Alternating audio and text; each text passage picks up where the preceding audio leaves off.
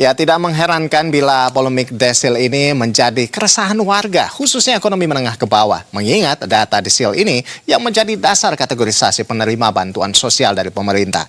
Dan untuk membahas polemik desil ini, sudah bergabung melalui sambungan Zoom, Mas Andi Kurniawan, tenaga ahli Menteri Sosial. Selamat siang, Mas Andi.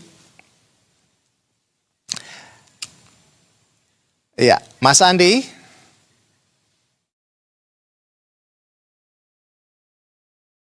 Selamat siang. Selamat siang.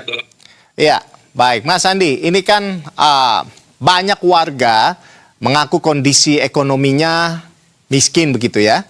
Tetapi ketika dicek dalam DTSEN, ini justru masuk desil tinggi dan dianggap mampu. Nah, sebenarnya apa yang menyebabkan warga merasa miskin ini bisa masuk kategori desil 6? Mas Andi, silakan. Ya, terima kasih.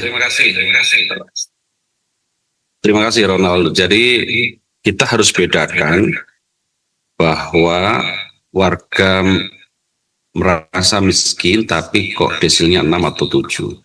Yang perlu kita tegaskan adalah bedakan antara kondisi absolut dengan posisi relatif. Jadi desil itu adalah kondisi posisi relatif antara keluarga satu dengan keluarga yang lain. Desil bukan stempel yang bisa digunakan untuk menentukan bahwa keluarga ini kaya atau miskin. Ya, kalau seseorang masuk desil 6, jangan diterjemahkan dia kaya. Artinya, dalam pemeringkatan relatif berdasarkan karakteristik yang tercatat di dalam DTSEN, posisinya adalah kelompok ke-6. Kelompok ke-6 ini kemudian diartikan sebagai mereka yang kaya. Desil bukan sertifikat kaya atau miskin. Sehingga kalau kondisi yang tercatat berbeda dengan kenyataan hari ini, justru itu yang harus kita perbaiki sekarang melalui pemutakhiran. Jadi bayangkan Mas Rolando bahwa hari ini kita mengumpulkan 289 juta data individu yang berada di dalam satu kelompok data besar yang kemudian disebut DTSEN, dan kita mengharuskan data besar ini memahami seluruh dan karakteristik warga Indonesia. Inilah yang sekarang oleh pemerintah sedang kerjakan.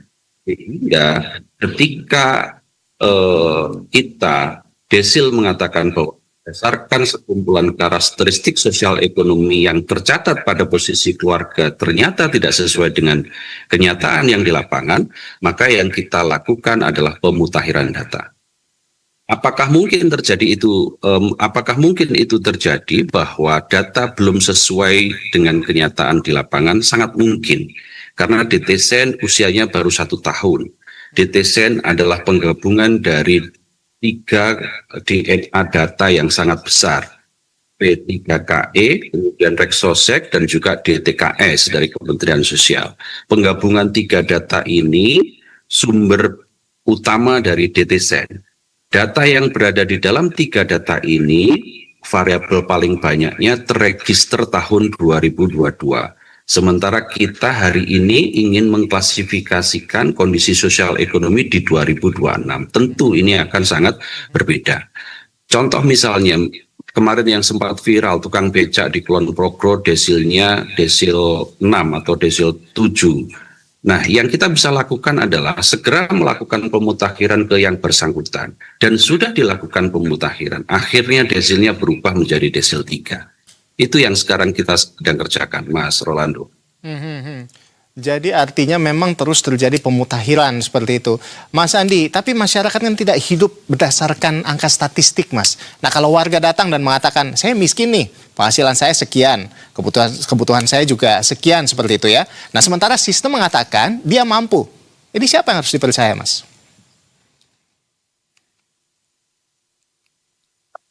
Baik. Terima kasih Mas Rolando. Jadi ada variabel yang digunakan oleh DTSEN. Banyak variabel yang digunakan DTSEN. Basis variabelnya adalah pengakuan. basis variabelnya adalah pengakuan. Survei yang dilakukan oleh BPS kepada warga itu basis variatornya adalah pengakuan. Memang betul akurasi data yang ada di dalam DTSN tergantung pada kejujuran kita memberikan data. Tergantung pada kejujuran kita menyampaikan data kepada petugas data.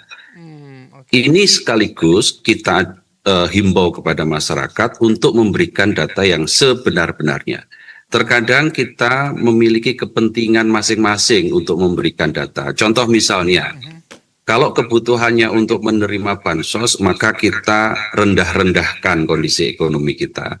Tapi kalau kita berkepentingan untuk mendapatkan kredit perbankan misalnya, kita besar-besarkan pengeluaran dan kondisi sosial ekonomi kita. Yang paling penting adalah bagaimana kita memberikan data yang sejujur-jujurnya kepada petugas BPS. Hari ini sedang dilakukan sensus ekonomi. Hari ini juga sedang dilakukan pendataan keluarga. Kalau data yang disampaikan oleh sebagian masyarakat benar, ya, tercatat di dalam data BPS, terkini, tidak lagi menggunakan data yang lama, karena DTSN ini dinamis. Setiap hari ada yang meninggal, setiap hari ada yang wafat, setiap hari penghasilan berubah, setiap hari kondisi sosial ekonomi berubah.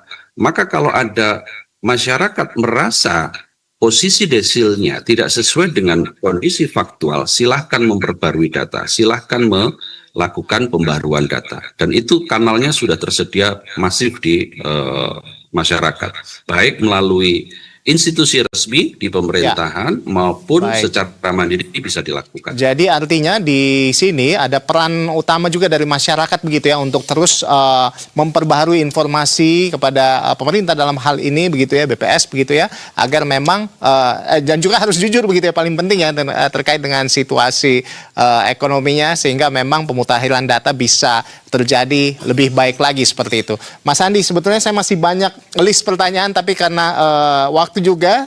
Terima kasih Mas Andi sudah bergabung bersama kami secara virtual. Terima kasih Mas Andi Kurniawan, tenaga ahli Menteri Sosial. Salam sehat selalu dan kita jumpa lagi di lain kesempatan. Selamat siang.